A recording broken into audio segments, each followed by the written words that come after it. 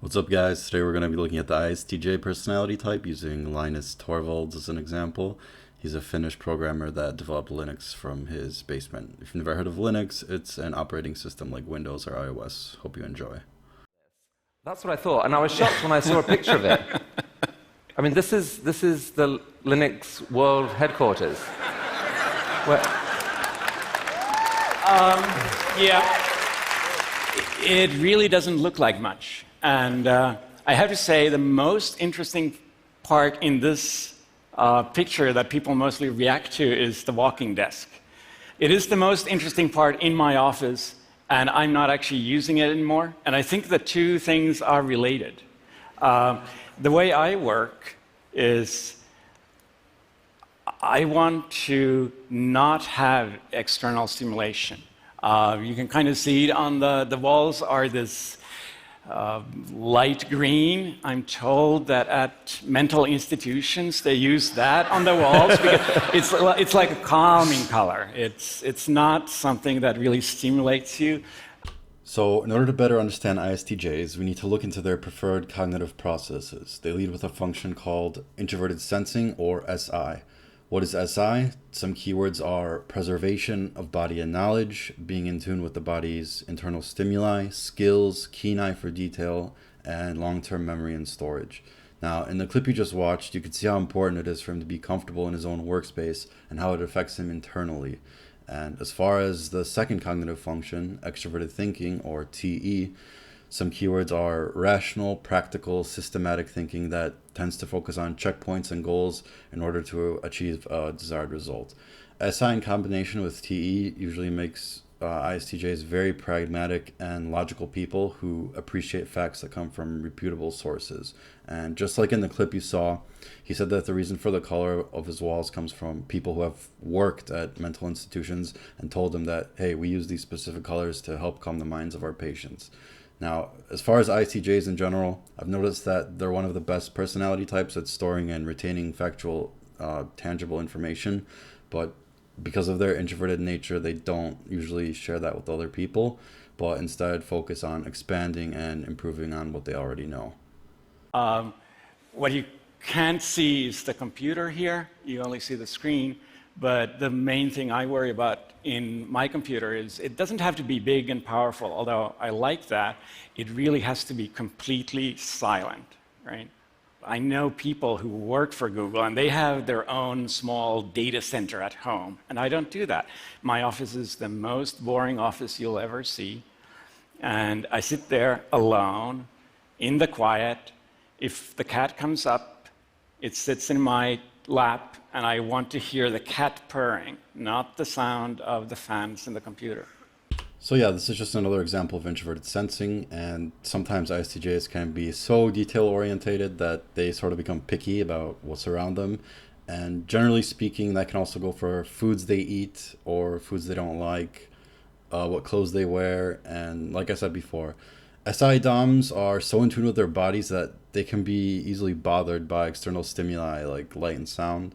But from what I've noticed, they really like to focus and give full attention to what they're doing in order to fully understand it. And they aren't the type of people that get sidetracked easily. I mean, I still work alone. I mean, don't really. I work alone in my house, often in my bathrobe. When a photographer shows up, I dress up, so I have clothes on.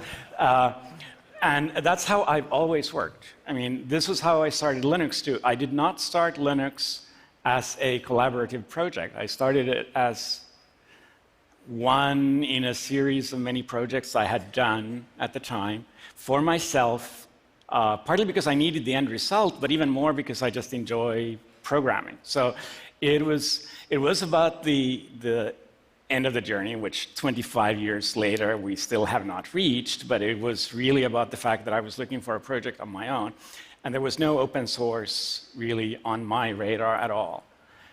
For those of you who don't know what open source is, it's basically like putting your work or projects out in public and letting others look at it and give feedback, kind of like what I'm doing with my own channel. At the University of Helsinki, I had a friend who was one of the open source. It was called mainly free software back then. And he actually introduced me to the notion that, hey, that you can use these open source licenses that had been around, and I thought about it for a while. I was actually worried about the whole commercial interests coming in. I mean, that's one of the worries I think most people who start out have, is that they worry about somebody taking advantage of their work, right? And I decided, what the hell, right? Huh. And then at some point, someone contributed some code that you thought, wow, that really is interesting. I would not have thought of that. This could actually improve this. It didn't even start by people contributing code. It was more that people started contributing ideas. I agree with what he just said 100%, but going back to the analysis, we can see that ISTJ's inferior function is extroverted intuition. And I don't really like using the word inferior because people are usually scared or put off by that, and then they think they aren't good at it. And that's not the case at all. Believe it or not, ISTJs are human beings and they have intuition. But the thing is that when they come at crossroads and have too many possibilities to choose from, it can be really overwhelming for them. Remember, SI DOMs like to stay focused and on the right track, but life can be a bit chaotic at times. And from what I've personally seen with my own research is that whenever someone gets stressed, whatever personality type they are, the function in the fourth, it comes out in full force to the point where the person starts panicking because it's usually something that they avoid or don't really feel comfortable using. And just the fact that somebody else takes a look at your project, and I'm sure it's true of other things too, but it's definitely true in code, is that somebody else takes an interest in your code, looks at it enough to actually give you feedback and give you ideas, which that was a huge thing for me. I mean, so I was 21 at the time, so I was young, but I'd already programmed for half my life, basically. And every project before that had been completely personal, and it was a revelation when people just started commenting, started giving feedback on your code. And even before they started giving code back, that was, I think, one of the big moments where I said, I love other people. An ISTJ loving other people? Right. Don't get me wrong. I'm actually not a people person, right? I am, right? I don't really love other people. But I love computers. I love interacting with other people on email because it kind of gives you that buffer. But I do love other people who comment and get involved in my project, and it made it so much more. So some of you watching this with a more advanced understanding of the functions will be able to relate this to polar FE, which INTJs tend to struggle with as well. But what I'd rather say is that we can also look at this as introverted feeling, which ISTJs have in their third slot. And it's something that often goes unnoticed with them because people often stereotype them as having no emotions, and that's not true at all. They actually experience emotion very deeply, but privately. And it also gives them a good understanding of their own self-identity, even if they have to be brutally honest. Go there, because that's interesting. You would not let go. So that's not about being a geek and being smart. That's about being stubborn. That's about being stubborn. That's about just starting something and not saying, okay, I'm done, let's do something else. Look shiny. And I noticed that in many other parts in my life too, that I lived in Silicon Valley for 7 years. And I worked for the same company in Silicon Valley for the whole time. That is unheard of, right? That's not how Silicon Valley works. The whole point of Silicon Valley is that people jump between jobs to kind of mix up the pot. And it's not the kind of person I am. So again, that's very introverted sensing, sticking to one thing and mastering it, following a routine, having the discipline to keep going forward, giving your entire focus on that thing, and not being sidetracked or distracted by anything else. During the actual development of Linux itself, that stubbornness sometimes brought you in conflict with other people. I mean, talk about that a bit. Was that essential to sort of maintain the quality of what was being built? How would you describe what happened? I don't know if it's essential. Going back to I'm not a people person. Sometimes I'm also, shall we say, myopic when it comes to other people's feelings. And that sometimes makes you say things that hurt other people. And I'm not proud of that, right? But at the same time, I get people who tell me that I should be nice. And then when I try to explain to them that maybe you're nice, maybe you should be more aggressive, they see that as me being not nice. And what I'm trying to say is we are different. I'm not a people person. It's not something I'm particularly proud of, but it's part of me. And Before we get to this last clip, I just want to say that please keep in mind that this is just one example of an ISTJ, okay? Not all ISTJs will be like this, and some of them actually can be people. But it's important to consider the functions. If you're looking for a more relatable example of an ISTJ, try the actor Adam Scott.